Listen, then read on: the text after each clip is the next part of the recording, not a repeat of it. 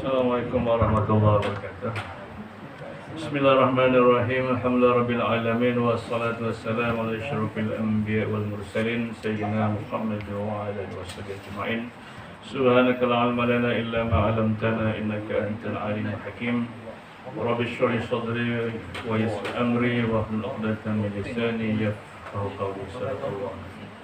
Alhamdulillah, syukur kita kepada Allah Ta'ala dan berkenaan dapat kita salah berjumpa khusus ilmu kuliah kita. Mudah-mudahan ilmu yang kita belajar itu dapat kita gunakan sebagai alat untuk mengabdikan diri kepada Allah SWT.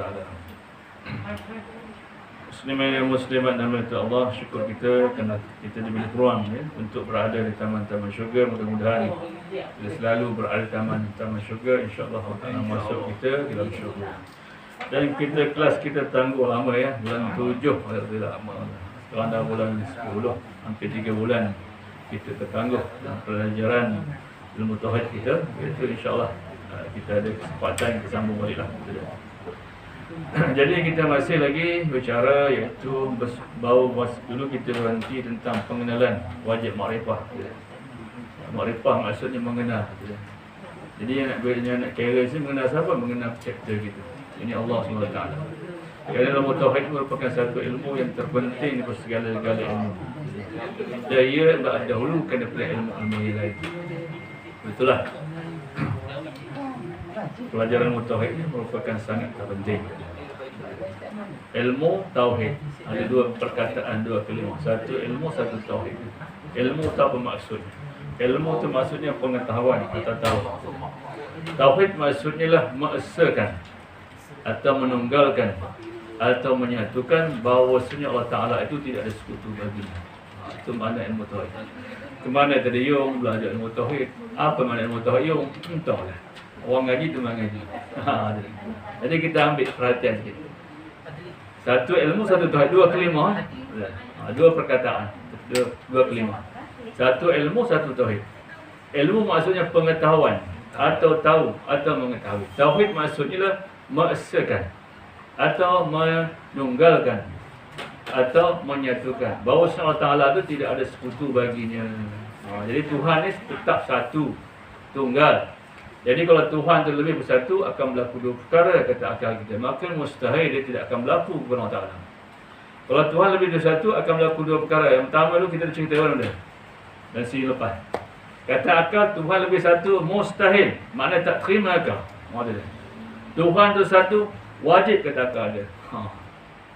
Kalau Tuhan lebih satu akan berlaku dua perkara. Yang pertama ialah kalau Tuhan lebih satu, yang pertama akan berlaku adakala mereka bersepakat. Bersepakat. Jadi kalau sepakat sekalipun kita katakan takdir kat itu dua Tuhan. Ya.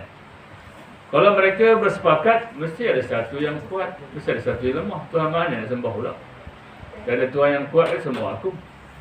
Tuhan yang lemah kan sembah juga aku. Pasal mereka kedua-dua yang Tuhan. Kata akal, mustahil. Kemudian pula, kalau Tuhan lebih bersatu akan berlaku yang dua apa? Adakala mereka bergaduh. Antara Tuhan-Tuhan yang bergaduh. Maka bila bergaduh tak boleh buat alam. Nak buat alam ni mestilah tidak ada perlu kepada persetujuan di antara Tuhan-Tuhan dia sendiri. Dia tak boleh minta persetujuan daripada kawan dia. Contoh nak hujan. Boleh aku nak hujan ni? Kata Tuhan yang pertama. Kata orang dia, jangan. Nanti banjir dia. Jadi masalah. Jadi perbuatan Tuhan itu tidak ada siapa yang boleh menegahnya. Sebab tu kita belajar selepas kan. Sebelum kita nak belajar ilmu tauhid ni, kita belajar muqaddimah ilmu tauhid dulu. Muqaddimah ilmu tauhid tu mengetahui rukun yang 15. Ingat lagi rukun yang 15 tu? Yang pertama, rukun Islam 5. Belajar sebiji-sebiji. Syahadat maksud macam mana, semayang maksud macam mana, puasa maksud macam mana, zakat macam mana, haji macam mana. Belajar sebiji-sebiji. Yang kedua, rukun iman 6. Belajar sebiji. Percaya bertuhan itu macam mana, percaya malaikat macam mana, percaya wira sampai yang ke-6. Jadi 6, 5, 11 kan? Lagi 4 mana? Iaitu rukun syahadah. Belajar sebiji-sebiji. Rukun syahadah ada 4. Yang pertamanya, mengisbatkan zat Tuhan. Tetapkan zat Tuhan itu tak sama dengan zat yang baru. Zat Tuhan dia bukan sama seperti zat yang baru. Zat yang baru dia berjirim. Dia ba'arat. Jirim ni maksudnya zat yang baru, dia mesti ada tongguk ni. Ada benda ni. Bila ada benda, dia mesti mengambil lapang, mesti mengambil tempat. Tuhan, dia bukan jirim. Zat yang baru dipanggil jirim. Setiap jirim mesti mengambil lapang. Macam botol. Botol ni panggil jirim. Setiap jirim ni mesti mengambil lapang.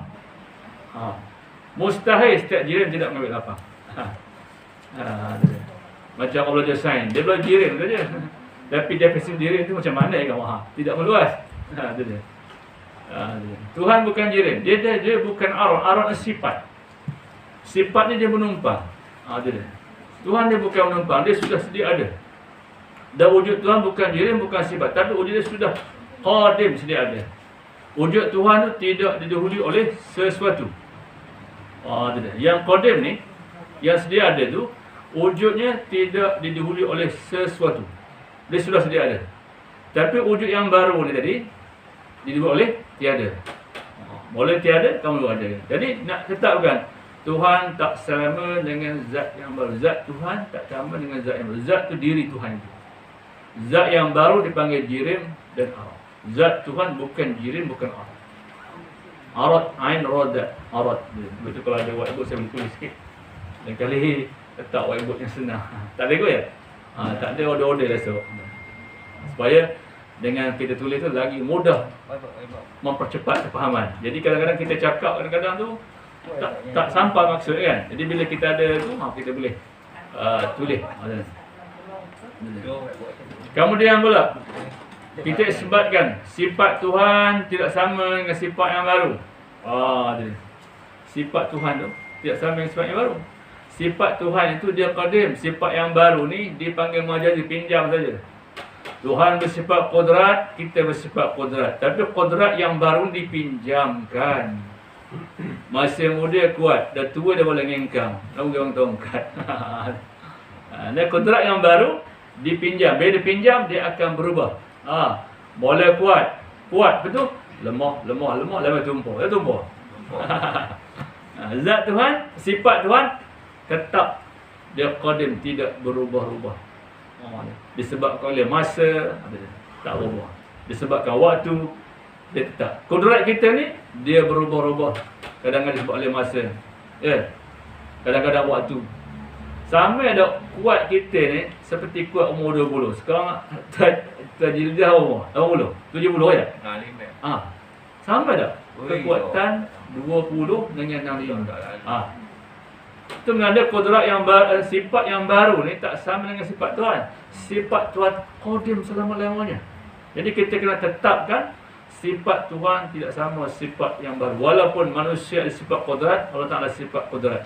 Tapi kudrat yang qadim tak sama dengan kudrat yang baru. Kita ada sifat ilmu kan? Allah Ta'ala sifat ilmu. Ilmu yang qadim dengan ilmu baru berbeza, tak sama. Ilmu yang baru, pertama nak belajar. Kalau tak belajar, tak dapat. Dan ilmu yang baru ni didahului oleh jahil. Boleh bodoh, belajar dapat. Tapi ilmu Tuhan, dia tidak didahului oleh belajar, tidak oleh kejahilan. Dia sudah qadim, sudah sedia ada.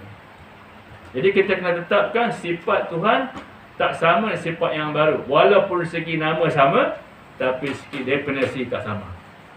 Kemudian yang ketiga, nak kita tetapkan, isbatkan perbuatan Tuhan tidak sama dengan perbuatan yang baru. Kita ada juga perbuatan, Allah Ta'ala pun ada perbuatan. Tapi perbuatan kita ni tak sama seperti perbuatan Tuhan. Perbuatan Tuhan tidak berkendak kepada alat untuk menjadikan sesuatu. Perbuatan Tuhan dia berkendak kepada kun, jadi olehmu. Fayakun. Dengan sifat qudratnya itu.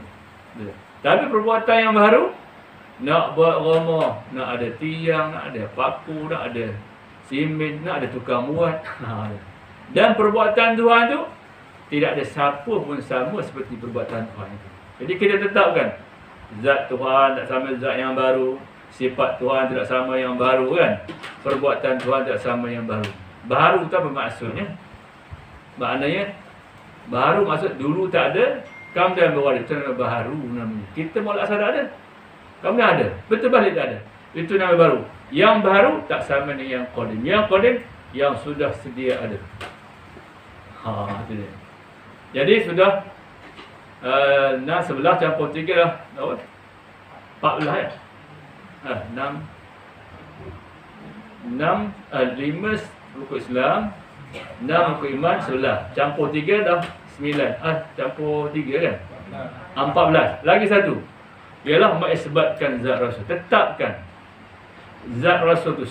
Diri Rasul itu tidak sama seperti Tuhan. Dia sama seperti kita. Manusia ni sama, cuma martabat dia lain. Dia Rasul, dia Nabi. Dan tetapkan Nabi itu ada juga sifat-sifatnya. Begitu Allah Ta'ala ada juga sifat-sifatnya. Allah Ta'ala ada sifat-sifatnya, wajibnya, yang mustahilnya, harusnya. Begitu Nabi itu tetap ada juga sifat-sifatnya. Ada sifat yang wajib bagi Nabi, ada sifat yang mustahilnya, ada sifat yang harusnya. Jadi kita tetapkan, sabitkan hati kita, Nabi ni ada punya sifat-sifat. Sifat yang wajibnya 4, sifat yang mustahil 4, sifat yang harus 1. Jadi 9 sifat bagi Nabi itu. Allah Ta'ala pula 20 wajib, 20 mustahil, harus 1. Jadi 41. 41 dengan Allah Ta'ala, 9 dengan Nabi, jadi 50. Jadi wajib ada tiap makalah mengetahui 50 aqdul iman yang jadi disimpulkan dalam hati. Kalau 50 tahun termasuk orang yang tak lepas wudu ain, maka hukumnya berdosa. Kalau dapat mengikuti 50 tadi, terlepaslah dosa perdoaannya itu. Contoh sifat wajib kita 41 kena tahu. Contoh bagi Rasul tu 9 sifat. Bahasa kita semayang, kita ada syahadah. Syahadah tu maksud penyaksian. Asyhadu an la ilaha illallah. Aku bersaksi bahawa tidak ada Tuhan yang Allah. Tapi Tuhan yang tak kenal yang punya 41 sifat ni. Dia tahu saja, tapi tak kenal. Nak semua ke mana semayang? Wa asyhadu anna Muhammadar Rasulullah. Aku bersaksi bahawa Nabi Muhammad itu Rasulullah, tapi dia tak kenal nabinya. Jadi apa yang dia saksikan? Aku bersaksi bahawa tidak ada Tuhan melainkan Allah, tapi tak kenal Allah. Aku bersaksi bahawa Nabi Muhammad itu Rasulullah, tapi tak kenal Rasul. Jadi apa saksinya? Sebab itu kalau kita melihat ulasan-ulasan para ulama tauhid, dia kata kalau kita lihat berbagai-bagai kitab, salah satu kitab yang masyhur dibaca oleh ulama yang dikarang oleh ulama dan diajar di mana-mana pondok dan sebagainya, dia kata kunci syurga itu ialah solat. Kunci solat ialah apa? Kunci syurga semayang. Kunci semayang ialah wuduk. Kalau tak ada wuduk, apa nak buka semayang? Dan nak kunci wuduk tu aqdul iman yang 50. Mengetahui aqdul iman yang 50. I'tiqad atau kepercayaan 50 sifat ni. 41 bagi Allah, 9 bagi Rasul. Jadi anak kunci wuduk ialah aqdul iman yang 50. Jadi dia kata tidak sah wuduk melainkan mengetahui aqdul iman yang 50. Jadi kalau umpamanya wuduk tak sah, macam mana nak sembahyang? Sebab tu ilmu tauhid ni ilmu yang nak didahului ilmu lain supaya kita dapat mengetahuinya. Walaupun tidak mengetahui secara detail, sekurang-kurang secara ijmal dan ringkas pun jadi. Dia secara ringkas pun tak tahu. Beriman dengan sifat-sifat Tuhan dengan dua jalan. Yang pertama, beriman secara ijmal. Ijmal maksud secara ringkas. Macam mana maksudnya?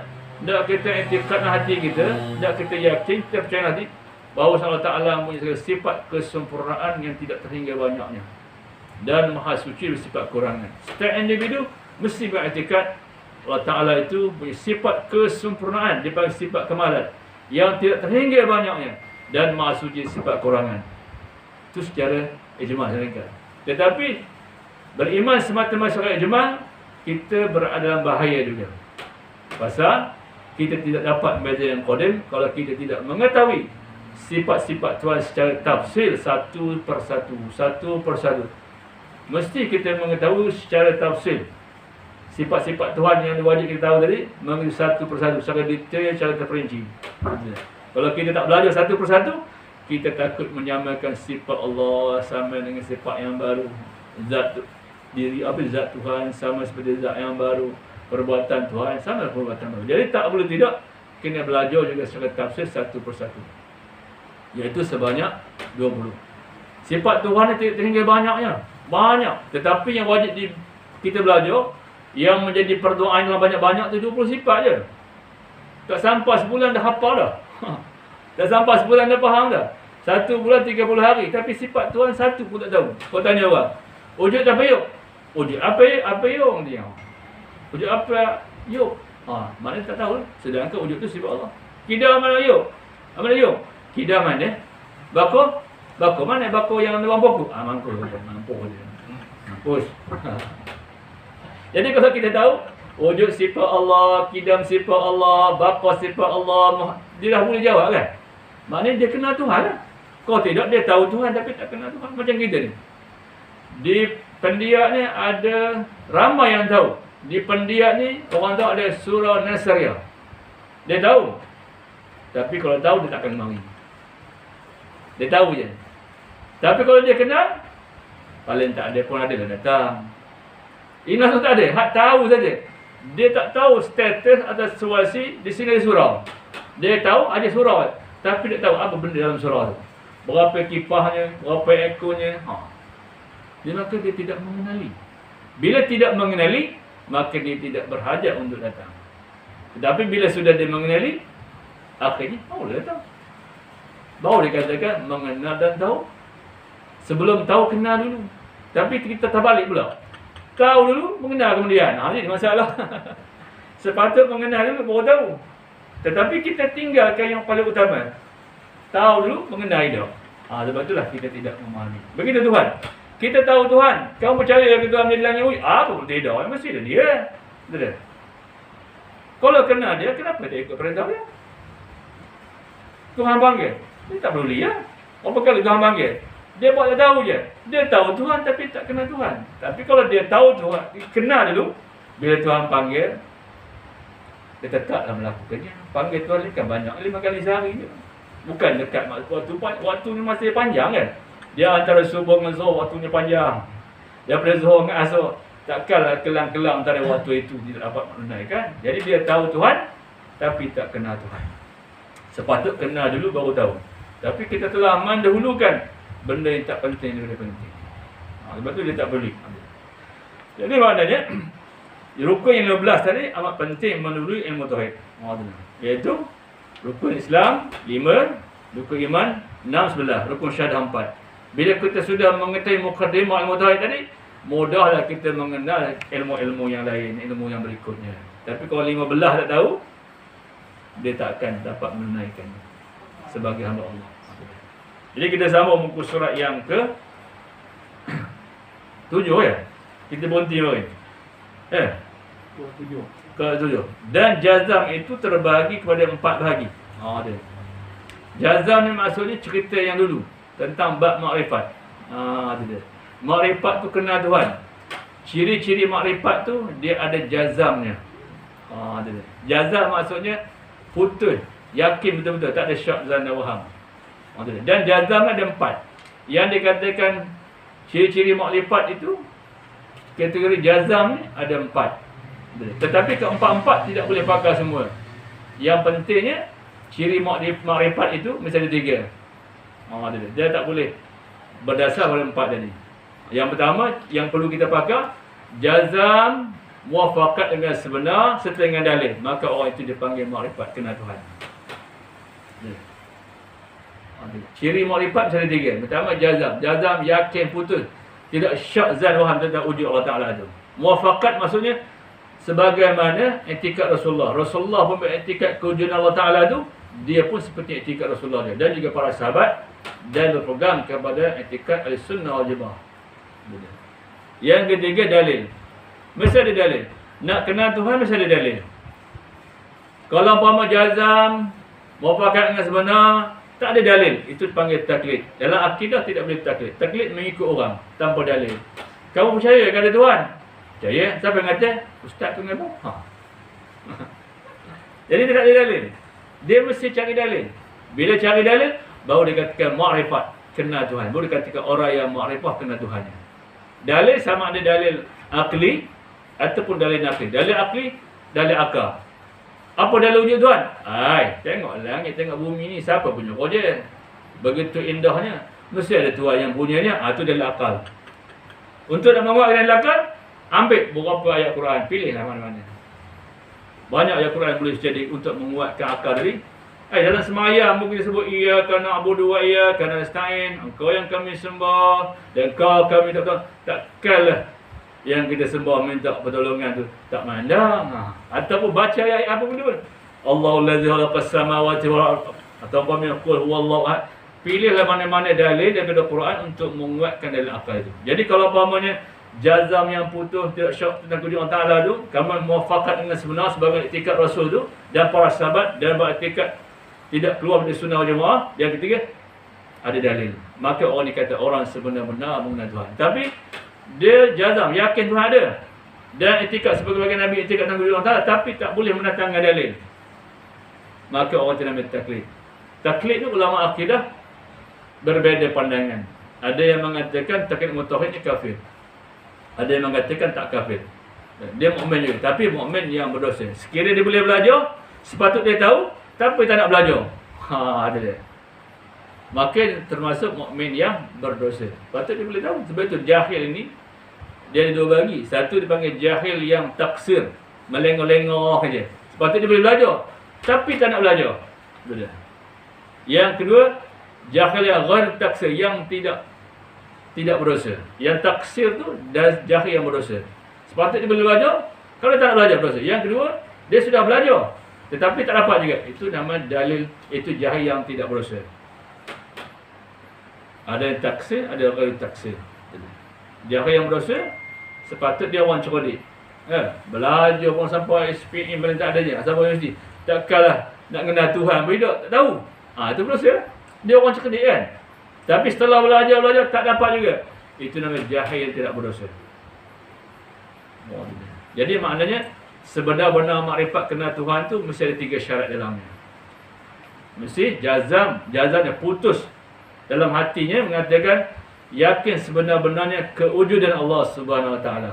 Tak ada syak dan waham tentang kewujudan Allah Taala. Kerana penyakit akidah ni ada 3, kena buang. Dalam etikad, dalam ilmu tauhid, nak buang penyakitnya. Penyakit 3 ni boleh bawa kafir. Syak, zan dan waham. Dalam ilmu tauhid, kena buang 3 benda penyakit ni.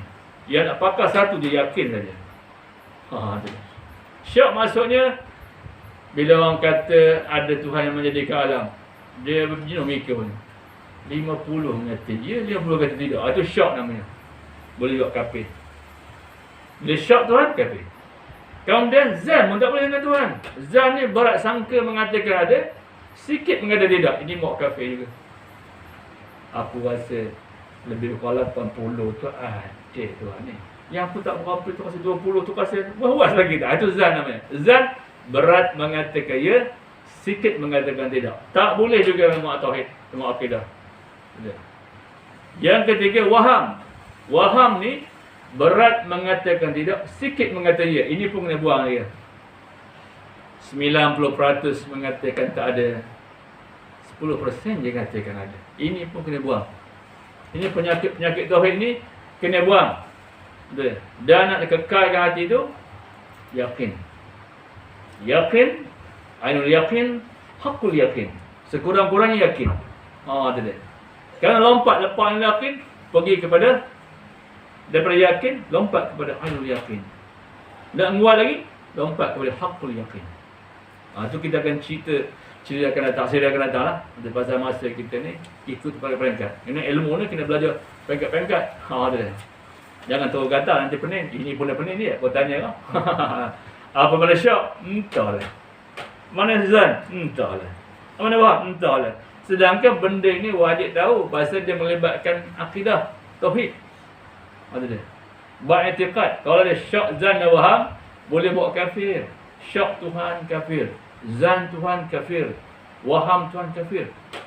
Dia kena yakin tentang ketuhanan, mesti yakin.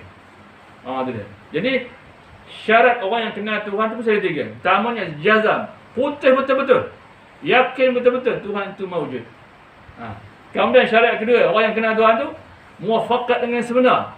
Maknanya dia ikut etikad Nabi, dia ikut etikad para sahabat, dan beretikad Ahlussunnah wal Jamaah, tidak keluar daripada etikad Ahlussunnah wal Jamaah. Dan yang ketiga, mesti ada dalil. Betul tak? Kau tanya orang apa tanda wujud Tuhan? Alam. Apa tanda wujud Tuhan? Mungkin. Apa tanda wujud Tuhan? Makhluk. Apa tanda wujud Tuhan? Baru. Maknanya dia boleh mendatangkan dalil. Tidak, dia tak tanya orang apa tanda wujud Tuhan. Aku percayalah. Atau mana kamu tahu? Ustaz. Mana taklid? Taklid mengikut tanpa dalil. Dalam akidah tidak boleh taklid. Dia mesti yakin. Jadi kalau 3 ciri tadi, jazam, mufakat dengan sebenar, serta dengan dalil, orang itu dikatakan sudah mengenal Tuhannya. Tetapi jazam yakin Tuhan ada, dan mengikut sebagaimana yang Nabi gambarkan Tuhan ada, tapi tidak boleh mendatangkan dalil, maka orang ini dipanggil taklid, belum lagi kenal dengan sebenar-benarnya. Dia baru tahu, tapi tak kenal. Tapi kalau 3 syarat dia ada, dia bukan saja mengenal, dia tahu. Tengok ulasan dia. Dia kata jazam itu terbagi pada 4 bahagian. Tentang putih keyakinan kita dengan Tuhan tu ada 4 bahagian. Kita duduk di mana agama? Kita tengok. Dan jazam itu terbagi pada 4 bahagian sebagaimana yang dinakalkan dari nas ibarat Al-Fajiji. Al-Fajiji ni satu ulama besar di negeri Pijit Maghribi. Dia bagi tahu tentang keyakinan dengan Tuhan tu membeluk pada jazam-jazam. Keyakinan yang penuh. Azam apa ni, keyakinan ataupun kepercayaan yang penuh. Putus, tidak lagi berpegang kepada yang lain. Syekh Fajiji ni tuan-tuan, dia punya perpustakaan kitabnya keluasan lebih kurang 40 kaunter. Ni orang ni yang jaga ni. Ada. Dan kitab lebih daripada 5,000 jilid. Kita paling banyak pun 1 jilid ni 5,000. Macam kitab Bahrul Mazi 21 jilid tu mak jenuh dengan habisnya. Yang dikarang Syekh Al-Marbawi tu kan. Jadi duduk di mana tu? Di Syekh Marbawi lah. Kitab ni karang itu Bahrul Mazi tu 21 jilid tu berdua. Itu pun tumpuk ngajinya. 1 jilid tak habis. Dia ni luah perpustakaan dia. Keluasan 40 kaunter. Hebatnya orang dulu. Orang dulu kitab lebih banyak daripada aksesori rumah. Kita lebih banyak aksesori rumah daripada kitab. Kalau kita budgetkan kitab dengan aksesori rumah kita, lebih besar duit aksesori lagi duit kitab. Itu macam mana ada ilmu? Kita tak sayang pada ilmu. Kita sayang benda nak tinggal. Bila dapat? Patut sayang benda nak bawa. Patut rumah kita mesti ada perpustakaan kecil. Mesti ada satu bilik khas untuk buat rujukan, buat kajian, buat mentelaah. Mesti ada kitab-kitab khusus. Kitab fiqahnya, kitab tasawufnya, kitab tauhidnya. Bila ada masalah, segan tanya cari guru, kita boleh rujuk. Dah dapat, cara-cara tak dapat, baru rujuk pada guru. Biar melambak kitab tak apa, jangan melambak pinggan mangkuk. Apa? Kalau pinggan mangkuk ni pantang je nambah baru. Pakar beda. Tujuh apa? 7 orang. Banyak pinggan kamu. Awak pantang keluar katanya. Takkan bazir. Biar bagi duit pada orang tak ada. Atau beli pinggan banyak tak apa. Bagi pada orang tak ada pinggan. Ni awak makan 1 pinggan retak je pun. Elok simpan. Suka mikir benda nak tinggal. Orang nak fikir benda nak bawa. Yang bawa 3 je. Betul tak? Bila kita mati 3 bawa. Pertama ilmu. Kedua amal. Dengan ilmu kita nak yang 3 iman. Itu je. Mana pergi kereta kita? Mana pergi rumah 4 biji kita? Mana bini 4? Tak ada. 1 pun tak ada. Betul manusia ni dia silap mengenali kekasih. Kekasih manusia ada 3. Yang pertama harta. Yang kedua ahli keluarga. Yang ketiga amal soleh. Tetapi yang nombor 1, nombor 2 tu paling utama sangat. Yang nombor 3 kita tak kisah. Kita kasih yang pertama, harta. Hilang bila kita mati. 1 pun tak bawa. Masa hidup mau kata 5 biji, rumah 5 biji, bini 4, anak melambak. Atau bini 4. Bila mati hilang semuanya tu. Yang kedua kita kasihkan ahli keluarga. Sayang bini, sayang anak. Berpisah bila sembilan. Berpisah dengan Diamond tu bila? Tak yang dalil nyampah dengan. Ketik dengan.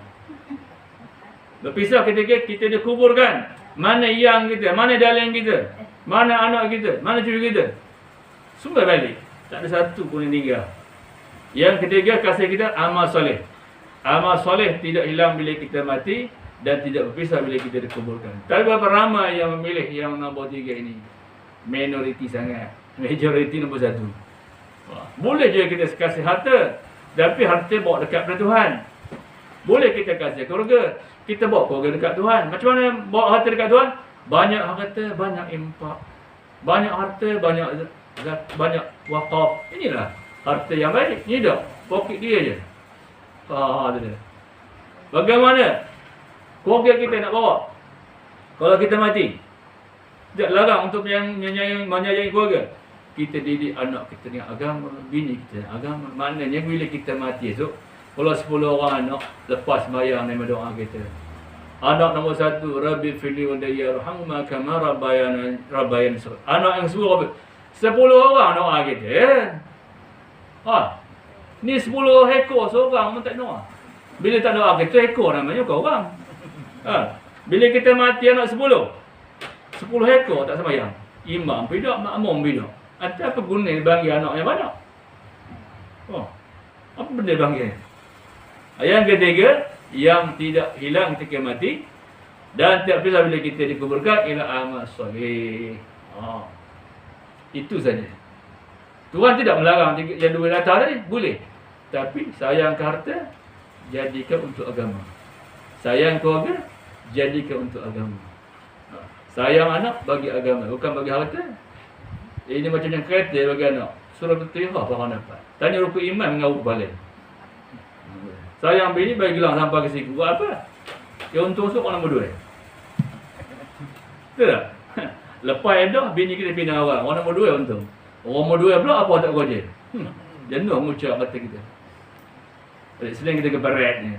Rasa kamu kerja. Awak tumpuk duit sekupang dapat empat. Duit banyak pelentak. Dia Jumaat bagi RM5 lah. Ni RM1 sama tumpuk. Apa simpannya banyak? Kalau RM5 sebulan, 5 minggu. Baru RM25. Banyak ke? Tak luak apa kata kita. Ni bayar kata RM600. Bayar rumah RM600. Duit minyak dekat RM700. Habis duit kita diguna benda nak tinggal. Tapi benda bawa, kita lupa. Minggu depan start RM5. Ni RM100. Nanti dia. Yang macam-macam sangat, nanti tumbang lah. Mana pergi Pakcik Liang? Hospital. Kenapa? Pasal bagi RM5 tu. Boleh RM5, try. Kalau biasa RM1, try RM2. Jangan terus RM5 ya, nanti demam. Ui, demam, lebih bahaya. Dah kuat RM2, RM3. RM2, RM4. Tu aku tu. Jangan tunggu cakap saya. Minggu depan awak nak masuk ni. Lepas tu tak tentu, demam langsung hospital. Baru RM5, boleh RM50. Saya bukan nak bangga-bangga tuan-tuan dan puan-puan. Saya paling menerima seminggu RM20. Saya pangkat tak ada. Harta sekeping tanah pun tak ada. Anak masih menanggung sekolah lagi. Tapi saya boleh bagi setiap minggu. Every week. RM20. 2 kali sebulan dan 4 minggu ya. 5 minggu. Tak ada luak duit saya pun. Betul Rasulullah kata, mana qasa malun sadaqah. Tidak mengurang harta dengan sedekah. Bahkan bertambah je. Kita kena cari rezeki yang tidak disangka-sangka. Jangan mencari rezeki yang sangka-sangka. Tumpuk kita. Sangka buat sawit, apa-apa merondong jatuh. Sangka-sangka buat bandar, merondong. Jenuh orang kepala, botak kepala. Tapi tak dapat. Kita kena mencari harta atau rezeki tidak sangka. Macam mana? Hendak taat kepada Allah. Kemudian, kita kena banyak impak kepada Allah. Bukan Allah hendak pula. Tujuan Tuhan nak uji. Harta tu ujian. Aku yang punya kemarin. Kata Allah Ta'ala. Tapi bagi orang cikir apa? Ya, tahu cikir. Tak faham dia. Jadi kata Syekh Panji Jin dia kata, yang pertama, jaza muafakat yang sebenar dengan dalil. Maka inilah yang dinamakan makrifah. Kita buat tak dengar je jam. 8 kita berhenti. Jadi orang yang kata sebenar-benar mengenal Tuhan mesti ada 3 ciri. Yang pertama, jazam. Jazamnya putus seyakin-yakinnya tentang kewujudan Allah Ta'ala. Tidak syak, tidak zan, tidak waham. Kita yakin sebenar-benarnya Tuhan itu mawjud. Tuhan itu ada. Wajib ada. Tidak syak, zan dan waham. Itu nama jazam yang putus. Dan yang kedua, kita kena syarat mu'alifat dia muwafaqat dengan sebenar. Maksudnya mengikut sebagaimana etikat Rasulullah. Bagaimana Rasulullah beriktikad Tuhan itu mawujud, kita pun mengikut cara dia juga. Begitu para sahabat berapa itu juga. Dan tidak keluar daripada etikat sunnah wal jamaah. Tiga kelima. Satu ahli, satu as-sunnah, satu al-jamaah. Ada. Ahli itu satu firqah atau ataupun satu kumpulan. Ada. As-sunnah maknanya etikat sebagai etikat Rasulullah. Wal jamaah dan para sahabat pun, para sahabat ni semua juga beretikat seperti Rasulullah. Itu maknanya al-sunnah wal jamaah yang berpaksi pada Quran sebagai dalil yang kukuh. Itu maksud al-sunnah. Ahli maknanya ialah golongan atau kumpulan atau kata bahasa Arab panggil grup ya. As-sunnah maksudnya etikat sebagaimana etikat Rasulullah. Wal jamaah dan para sahabat pun beretikat seperti Rasulullah. Itu dikata al-sunnah. Al-sunnah wal jamaah maksudnya itulah etikatnya. Jangan kita keluar. Dan syarat mu'alifat yang tiga ialah datangkan dengan dalil.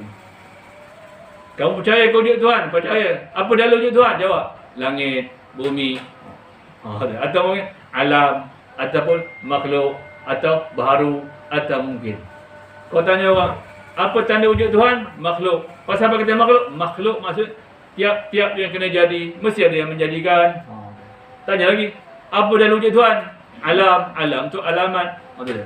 Ya. Siang, alamatnya terang. Malam, alamatnya gelap. Siapa jadi siang malam? Mesti ada tukangnya. Mesti ada Tuhan yang punya ya. Kemudian lagi apa? Mungkin.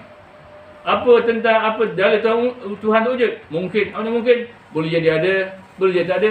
Yang mengada itu siapa? Yang mencari siapa? Maknanya kita boleh datang ke hujah tentang kewujudan Allah Ta'ala. Maka terkeluarlah daripada taklid. Yang keempat lagi. Baru.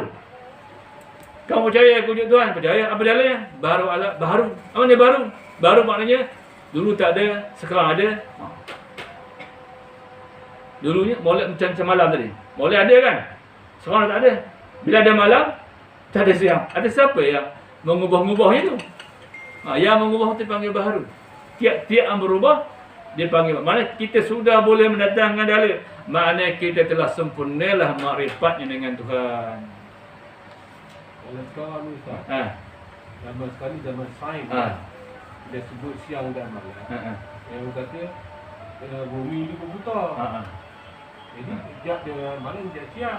Jadi kita nak katakan siapa yang buat tu, dia kata ni bumi tu putar pada malam dan siang malam. Jadi dia berpegang kepada sains. Tabiat alam. Tabiat alam. Maknanya dia tak kenal Tuhan punya alam. Dia sepatut dah khabar. Sudah-sudahnya ada tukar yang buat. Ya Allah Ta'ala. Itu maknanya ada dalil. Tapi kalau semata-mata pandu kepada tabiat alam, maknanya dia jahil lagi. Dia tak kenal. Dia kena bola tapi tak kenal Tuhan yang buat bola. Maknanya kita kena ubah. Nak kena bola, mesti ada tukar buat bola. Nak kena ramah, mesti ada kena tukar buat ramah. Mana ada ramah je dengan sendiri. Kemudian ramah tu bola asal tak ada. Kerana bila tukar baru ada. Dia ramah dengan tukar ramah mana dulu? Ramah dengan tukar ramah dulu. Ramah dengan tukar ramah dulu. Tukar dulu. Begitu ni sebelum ada alam mesti ada tukar. Mesti ada Tuhan yang punya. Mana boleh kata ini sudah tak ada alam. Ini itu maknanya dia masih. Kalau kita mengatakan benda itu tabiat alam, kita termasuk orang yang jahil namanya. Jahil ni dua. Satu jahil basit, satu jahil murakkab. Jahil basit ni, kalau kita ajar-ajar, dia mau dengar. Senang ajarnya. Yang menjadikan alam ni, Allah Ta'ala. Alam ni bukan jadi dengan sendiri. Oh begitu ke? Tapi kalau jahil murakkab, dia tak ada. Ini tabiat alam. Ini natural alam. Kamu macam mana pun? Ada. Betul jahil murakkab ni bahaya. Jahil murakkab ni dia dua jahil, susun dua jahil. Yang pertama dia tak tahu, yang pertama dia tak ada ilmu itu. Yang kedua dia tak tahu, dia tak ada ilmu. Payah. Kalau basit, dia tak tahu ilmu itu. Kalau dia bagi tahu, dia tahu. Tapi kalau murakkab, dia tak tahu ilmu tauhid itu. Tetapi dia tak tahu yang dia tak tahu. Ada. Jadi jahil murakkab cukup payah mengajarnya. Ibarat orang tua dulu dia kata apa? Jahil murakab ni ibarat seperti penjual kain pelekat, penjual kelin menjual kain pelekat. Zaman dulu kan jual kain pelekat tak sibuk kelin kan? Kain kata. Cap gajah pun ada kata. Lagi apa? Cap siput pun ada kata. Jadi pada satu hari berhimpunlah penjual kelin, penjual kain pelekat dengan penjual telur tuntung. Lalu bermusyarat, bermusyawarah dia. Kata kelin penjual kain pelekat. Dia tanya penjual telur tuntung. Telur tuntung tahu kan? Kau tahu pergi belakang bawah tekanan tu. Jadi bertanyalah kelin penjual kain kelin penjual kain pelekat. Dia tanya, "Ini telur apa ya?" Tanya pada penjual telur tuntung. Orang Melayu yang bertanya kelin jual kain pelekat. Dia kata, "Ini telur tuntung." Ya ke? Itu lontong ada telur ke? Orang cakap tuntung, cakap lontong. Tak tahu ikut je lah. Ya ke? Itu lontong ada telur ke? Bukan itu macam. Ini tuntung serupa itu kura-kura. Saya tahu itu lontong pun seperti kera. Mangkau kita. Orang cakap lontong dia, orang cakap tuntung dia kata lontong. Orang cakap kura-kura jawabnya kera. Bukan itu macam. Ini tuntung dia ada ekor. Saya pun tahu. Itu lontong sepakat ada juga ekor. Atau kamu kan penampur sudah. Yang pertama dia tak tahu apa itu binatang. Yang kedua dia tak tahu yang dia tak tahu itu binatang. Itu nama jahil murakab. Dalam akidah tidak boleh jahil murakab. Jahil basit boleh tahan lagi. Bila kita ajar dia faham. Ini tuntung serupa itu kura-kura. Itu macam kan? Baru boleh ikut ni tak? Kita gabar. Dia tanya kita, "Ini telur tuntung ke?" Ini dia kelin tanya, "Ini telur apa?" "Ini telur tuntung." Dia pun fikir, ini lontong ada telur ke? Orang cakap tuntung. Dia kira pula lontong. Bukan itu macam kata penjual tuntung. Ini tuntung serupa itu kura-kura. Saya pun tahu itu lontong seperti kera. Dia ambil telur ronjang malu itu dia tahu kan. Jadi tak boleh kita jahil murakab. Kalau jahil basit boleh. Jahil basit ni terhampak, dia senang dia ajar. Okey. Jadi dia kata jazam yang mufakat sebenar dengan dalil, maka ini namakan makrifat. Jadi kalau kita nak kenal dengan Tuhan, cirinya 3. Sebenar-benar orang makrifat tu ciri 3. Yang pertama, jazam yang putus, tidak syak dan waham tentang kewujudan Allah Taala. Yang kedua, syarat makrifat ialah mufakat dengan sebenar. Iktikad ni sebagaimana iktikad Rasulullah. Rasulullah pun yakin dan kewujudan Tuhan, dia pun beriktikad seperti itu. Dan para sahabat begitu para sahabat dia. Para sahabat pun juga beriktikad seperti Rasulullah. Dan juga hendaklah kita beriktikad jangan keluar beriktikad sunnah wal jamaah. Dan syarat yang ketiga makrifat ialah mesti ada dalil untuk nak mengaku hujah. Dia tanya orang, apa wujud Tuhan? Dalil tu alam. Apa tanda wujud Tuhan? Baru alam. Apa tanda wujud Tuhan? Makhluk. Apa tanda wujud Tuhan? Apa dalilnya? Bahkan ada 4. Kita boleh jadikan 4 dalilnya. Pertama, apa kamu dalil kamu kata Tuhan tak ada? Jawab makhluk. Apa kamu pula dalil Tuhan ada? Alam. Kamu pula apa dalil Tuhan ada? Makhluk. Apa ni? Baru. Apa dalil Tuhan tak ada? Mungkin.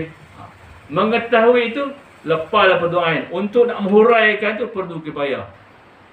Apa sahaja kamu jadikan makhluk sebagai dalil? Dia tak boleh jawab kan? Itu perlu kepayah. Ada seorang dua mikir tak payah. Tapi kalau dah pandai, itu hebatlah. Kamu kata sebagai dalil makhluk. Pasal apa kata makhluk? Makhluk maksud tiap-tiap yang kena jadi.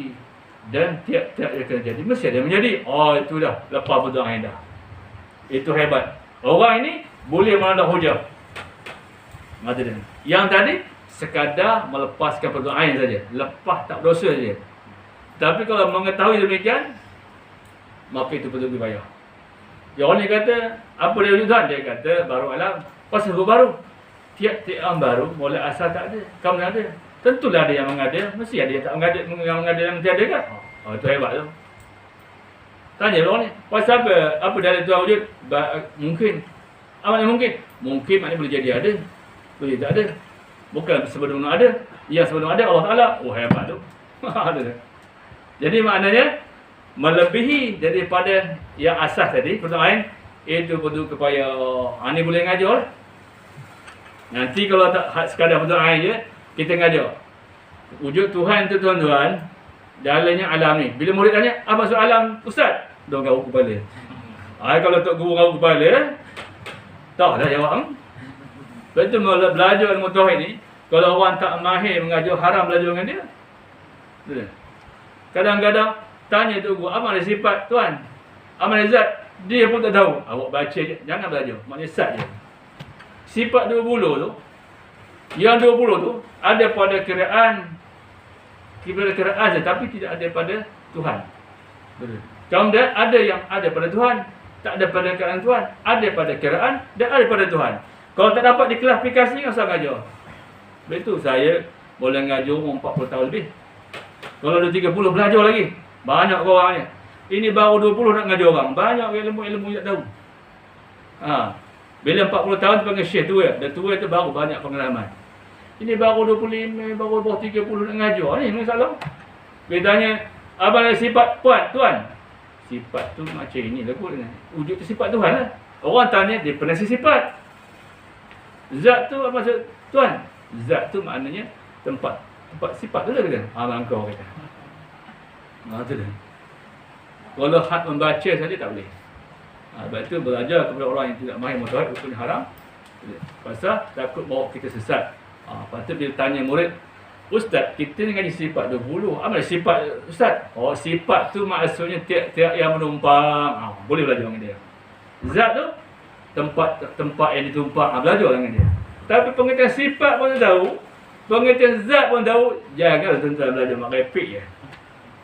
Itu nama jahil murakab. Yang pertama dia tak tahu, kemudian dia tak tahu benda yang dia tak tahu. Kita kena jadi orang yang tahu dan faham apa yang kita cakap itu. Itu yang pertama. Yang perlu kita ketahui. Jadi makna jazam ada 4. Cukup ini. Ini pun boleh ingat tak ni? Jazam terbagi pada 4. Yang pertama ialah dia kata jazam yang mufakat yang pada yang sebenar dengan dalil. Maka yang ini namakan makrifat. Orang yang kata mengenal Tuhan tu mesti ada 3 syarat. Jazam, putus yakin betul-betul. Takzan dan waham tentang kewujudan Allah Ta'ala yang kena mufakat dengan sebenar. Etikat sebagai etikat Rasulullah dan para sahabat. Dan tidak keluar dari etikat Rasulullah jemaah. Yang ketiga, orang yang mengenal tu mesti ada yang ketiga, boleh mendatangkan dalil. Maka orang ni orang yang sebenar-benar kenal Tuhan. Tapi jazam dah okey, mufakat sebenar okey, tapi tak boleh datangkan dalil. Itu nama taklid. Taklid ni bahaya. Dia tak boleh mendatangkan dalil dengan sendiri. Dia berpandu kepada orang. Contohnya, apa tanda wujud Tuhan? Tahu kata ustaz tu, anulah mangkau.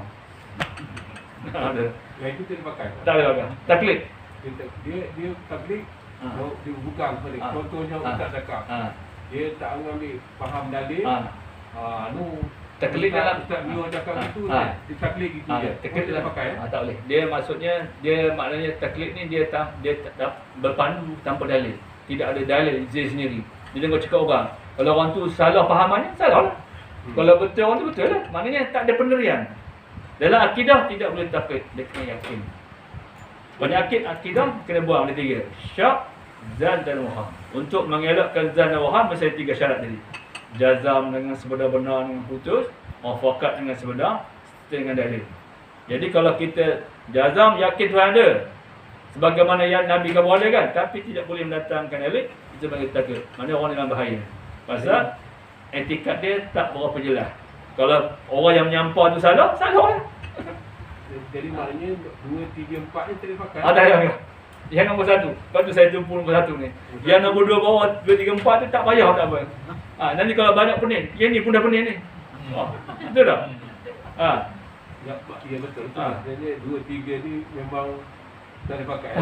Memang out dah. Out. Dia berasa. Dia kalau yang 2, 3, 4 kan, dia syak zan waham dalam mati dia. Tapi yang nombor 3 ni banyak orang ni. Ya.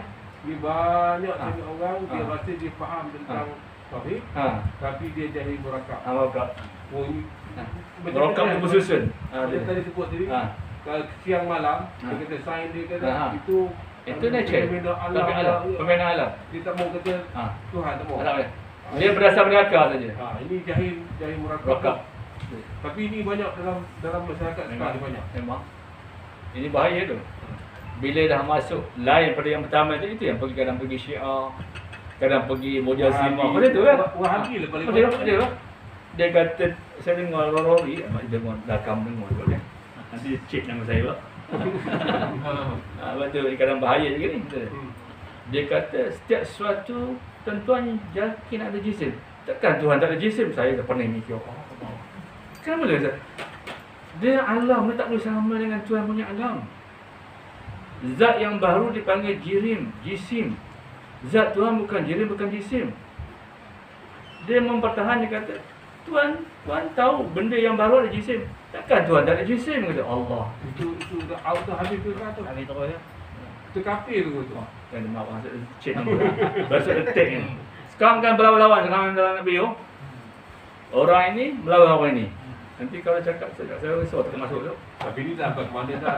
Tempat sini je. Ini tak dapat. Dia kalau masuk YouTube tu dah ada orang buat. Masuk YouTube mati kita. Jangan. Sekarang saya tengok berlawan-lawan. Ahli sunnah yang sebenar-benar tak ahli sunnah. Yang mereka tak ahli sunnah nak ahli sunnah. Pening. Itu akhir zaman. Itu fitnah yang paling besar. Wahabi itu kuat sangat tu kan. Jadi kesimpulan jam lebih, nanti lebih-lebihan tuan-tuan dengan ya lah apa aku tak ya lah. Dia juga itu. Insya-Allah nombor 2, nombor 3 tu kurang penting. Tapi kita akan cerita di sini akan datang. Supaya untuk menambah pengetahuan, untuk membezakan. Tapi yang penting tuan-tuan kena faham yang nombor 1 tu. Sebenar bernama repat tu mesti 3 ciri. Yang pertama Jazam, benar-benar tak syazam, jazam tak ada putus, pandangan kita tetap, tak berubah. Yang kedua mufakat dengan sebenar, maknanya ikut etikat Rasulullah, ikut para sahabat itu juga, dan juga tak keluar dari sunnah wal jamaah. Yang ketiga mesti boleh mendatangkan dalil tak bahasa apa? Dalil yang menunjukkan Tuhan tu ada. Apa dalilnya? Itu maknanya dalil maknanya yang menunjuk. Maksud dia. Kerana bila kita tahu Tuhan punya, itu dipanggil madlul. Dalil yang menunjuk, dah dapat tu dipanggil madlul. Dalil yang menunjuk, dah dapat yang kita tunjuk kan? Itu namanya madlul. Tuhan yang punya alam tu madlul. Alam tu dalil. Faham? Kalau tak faham, buatlah faham, insya-Allah faham.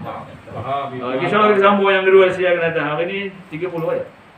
Hari tu 5. Ni tuan-tuan tak tidur lah. Dia seorang orang.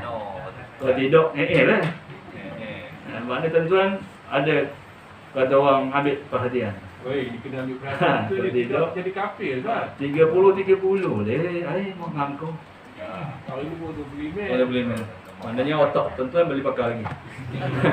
Bismillahirrahmanirrahim. Alhamdulillah wassalatu wassalamu ala asyrafil anbiya'i wal mursalin sayyidina Muhammad wa ala alihi wasallam ajma'in.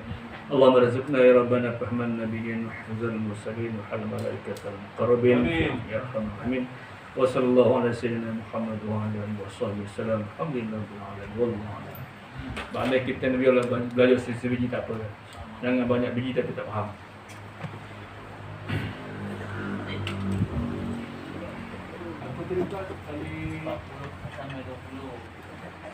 Syarat dia 15. Rukun 15. Rukun 15. Mukadimah al-mutarid mesti